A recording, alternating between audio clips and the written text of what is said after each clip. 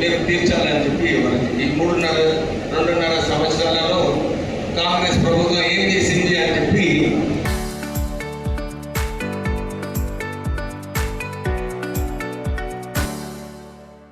వారు ప్రశ్నించడం జరిగింది. నేను దానికి కూడా సమాధానం ఇవ్వాలి.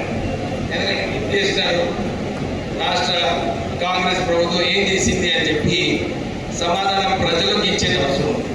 సో ఇప్పుడే కలెక్టర్ గారు మన రాష్ట్రంలో మన జిల్లాలో ఏమవుతుందని చెప్పి మరో రిపోర్ట్ ఇవ్వడం జరిగింది. మీరందరూ కూడా తెలంగాణ వ్యాప్తంగా ప్రజలందరూ కూడా అప్పుడు కొత్త ప్రభుత్వం వస్తే మాకు మేలు జరుగుతుందని చెప్పి కాంగ్రెస్ ప్రభుత్వాన్ని గెలిపించడం జరిగింది.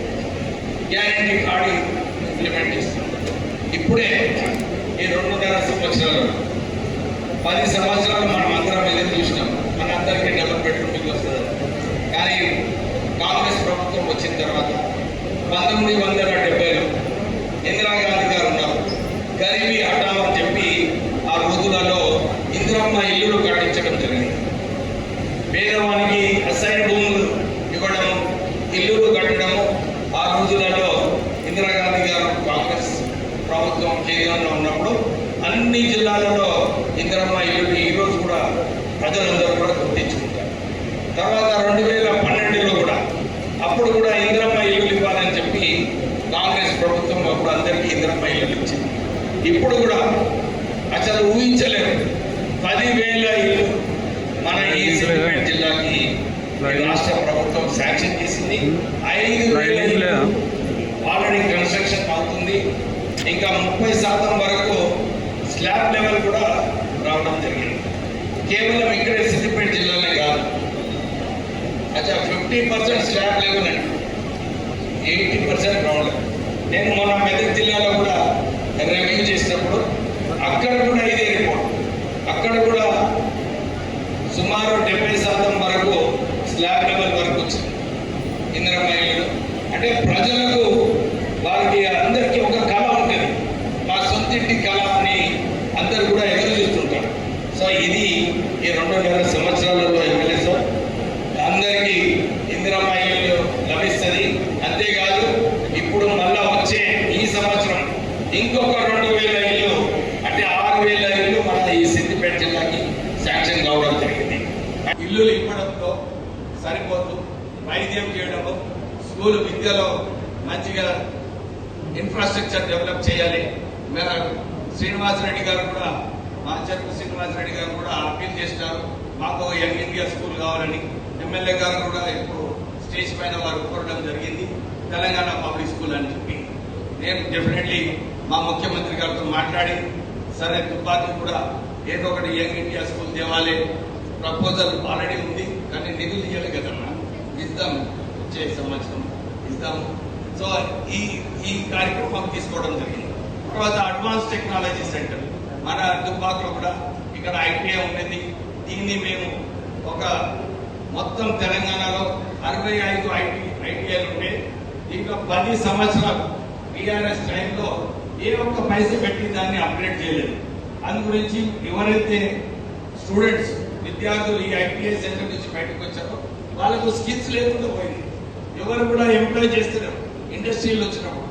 అయితే రాష్ట్ర ప్రభుత్వము కాంగ్రెస్ ప్రభుత్వము టాటా వారితో మాట్లాడి 2,000 కోట్ల రూపాయలు ఖర్చు పెట్టి ఈ ఐటీఐలు అన్ని కూడా మోడర్నైజ్ చేయడం జరిగింది. ఇది సరిపోదు, ఇంకొక 2,000 కోట్ల రూపాయలు టాటాస్తో మాట్లాడి ఇంకొక 56 ఐటీఐ సెంటర్స్ కూడా మనకు స్థాపించడం జరుగుతుంది.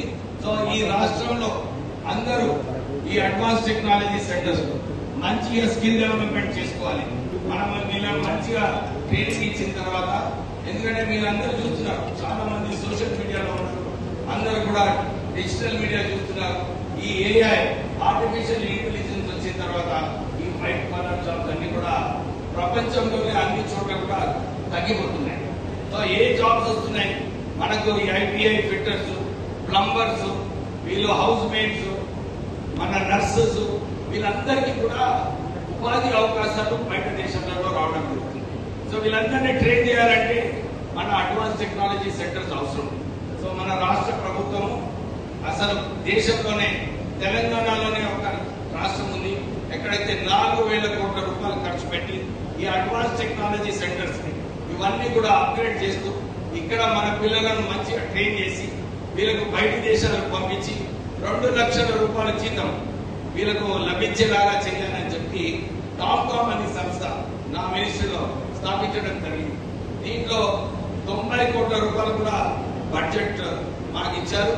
సో నేను ఈ రోజే మా చెన్నూరు నియోజకవర్గంలో మందమరిలో ఒక జర్మన్ లెర్నింగ్ లాంగ్వేజ్ సెంటర్ స్థాపించి అక్కడ వాళ్ళకు జర్మన్ లాంగ్వేజ్ నేర్పించి వీళ్ళందరినీ బయటకు పంపించాలని చెప్పి ఆ సంస్థ స్టార్ట్ చేయడం జరిగింది. ఇక్కడ దుబ్బాకలో కూడా నేను మీ అందరినీ కోరుతున్నాను, కలెక్టర్ గారు మీరు కూడా ఐడెంటిఫై చేయండి.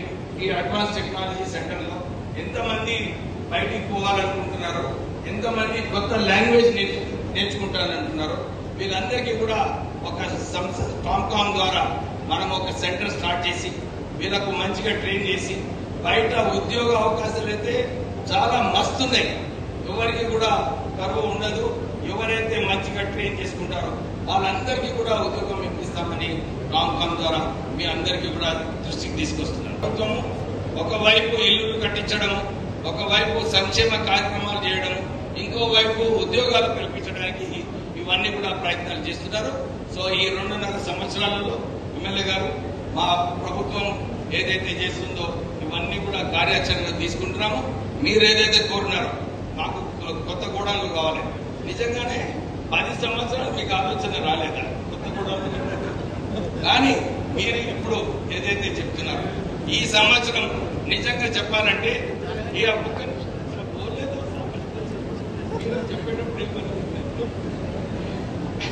ఈసారి మన ఒడ్లు ఏదైతే పండినరో ఈసారి 25 నుంచి 30% వరకు అన్ని చోట్ల కూడా రావడం జరిగింది. మనము కూడా ఇల్లు నడిపిస్తాం.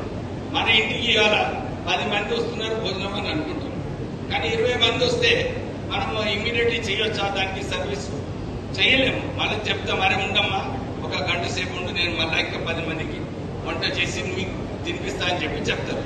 అట్లనే ఇప్పుడు కూడా సంగతి ఒకటేసారి అసలు ఇక్కడ ప్రతిపక్షాలు ఒక భయం కల్పించింది అన్నమాట రైతులలో. ఏమని భయం కల్పించిండ్రు? అరే వర్షాలు వస్తాయి, కొనుగోలు సరిగా కాదు అని చెప్తే రైతులందరూ కూడా పాపము ధాన్యాన్ని తీసుకుపోయి ఎట్లనన్నా మనం గోడాలలో రైస్ మిల్లర్లకు ఇవ్వాలని చెప్పి చెప్పాను. నేను చాలా సార్లు మీదే చెప్పినాను, అరే మీరందరూ సహకరించండి, ఎందుకంటే ఎక్కువ ధాన్యం వస్తుంది, మీరందరూ కూడా కోఆపరేట్ చేస్తే అన్ని కూడా కొనుగోలు చేయడం జరుగుతుంది. యాక్చువల్లీ ఎప్పుడు కూడా 15 జూన్ వరకు కొనుగోలు జరుగుతుంది. ఇంకా టైం ఉంది మనకు. ఇప్పుడే కలెక్టర్ గారు చెప్పినారు, సార్ ఇంకా 2 days లో మొత్తం ఏదైతే ఉందో ధాన్యం అంతా కూడా కొనుగోలు చేస్తామని చెప్పి కలెక్టర్ గారు ఇప్పుడే చెప్పడం జరిగింది. మల్లన్న సాగర్ దేశంలోనే అన్నిటికన్నా పెద్ద బ్యారేజ్, అంటే 50 TMC ఉన్న బ్యారేజ్ మల్లన్న సాగర్. దానికి ఉపయోగించిందంటే కేవలం 10 నుంచి 12 TMC వరకు వాడుతున్నారు. అంటే 40 TMCలు వేస్ట్. ఎందుకంటే నేను ఇప్పుడే నువ్వే ఒప్పుకున్నావు, ఏమని ల్యాండ్ ఎక్విజిషన్ లో ఏదైతే ఆ రోజులలో చేసినామో మేము మల్లన్న సాగర్ కి ఎక్కడ కూడా పైసలు ఇవ్వలేదని చెప్పి ఆయననే ఒప్పుకున్నాడు. నా నియోజకవర్గంలో చెన్నూరులో కాళేశ్వరం ప్రాజెక్ట్ కట్టిన తర్వాత అక్కడ ఎక్కడైతే నీళ్లు బ్యారేజ్ వచ్చిందో అక్కడ 33 కోట్ల రూపాయలు ల్యాండ్ ఎక్విజిషన్ లో 4 సంవత్సరాలు ఒక్క పైస కూడా ఇవ్వలేదు. అంటే టిఆర్ఎస్ హయాంలో ఇష్టం వచ్చినట్టు అప్పులు చేయడం జరిగింది. ఇప్పుడు వారు TUFIDC కింద వెజిటబుల్ నాన్ వెజిటబుల్ మార్కెట్ కి నిధులు కేటాయించలేదన్నారు. కానీ యాక్చువల్లీ ట్రూత్ ఏంటంటే తెలంగాణ వ్యాప్తంగా, ఎందుకంటే నా నియోజకవర్గంలో కూడా ఇదే పరిస్థితి ఉండే, వచ్చిండ్రు అన్ని చోట్ల కూడా భూమి పూజలు చేసిండ్రు, ఒక శిల పథకాలు ఇనాగరేట్ చేసిండ్రు, కానీ నిధులు ఎక్కడ లేవు. నేను వాళ్ళకి గుర్తు చేసిన, అరే మీరు పోయేటప్పుడు 43,000 కోట్ల బిల్లు మన ప్రత్యేకంగా ఎంప్లాయీస్ కి 15,000 కోట్ల రూపాయలు వారికి బకాయిలు ఉండేది. అంటే ఇవన్నీ బకాయిలన్నీ కూడా తీర్చేది అవసరం ఉంది. కానీ కాంగ్రెస్ ప్రభుత్వం వచ్చిన తర్వాత మాట ఇచ్చినాము, వీళ్ళందరినీ కూడా ఆదుకోవాలని చెప్పి ఇన్ని కార్యక్రమాలు చేయడం జరిగింది. నేను రాజకీయం చేయడం లేదు, కానీ మా సోదరి సమాధానం ఇవ్వడానికి ఇవన్నీ వివరాలు చెప్పడం జరుగుతుంది. నేను కూడా